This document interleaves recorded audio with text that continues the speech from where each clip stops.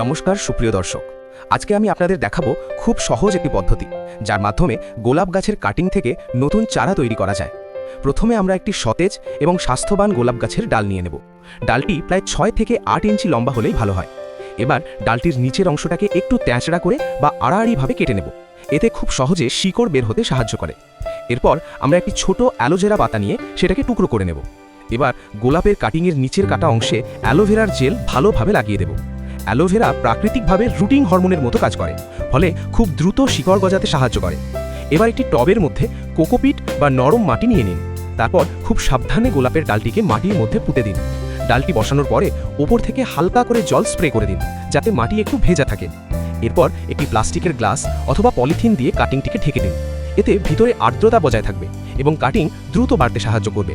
প্রায় 10 থেকে 12 দিন পর যদি আপনি দেখেন ডাল থেকে নতুন পাতা বেরোচ্ছে, তাহলে বুঝবেন আপনার কাটিংটি সফল হয়েছে এবং শিকড় তৈরি হয়ে গেছে।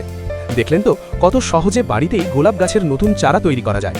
এমনই ছোট ছোট বাগান করার টিপস এবং নতুন নতুন গাছ লাগানোর সহজ পদ্ধতি জানতে চাইলে আজই আমাদের চ্যানেলটিকে সাবস্ক্রাইব করুন এবং ভিডিওটি ভালো লাগলে একটি লাইক দিতে ভুলবেন না। ধন্যবাদ।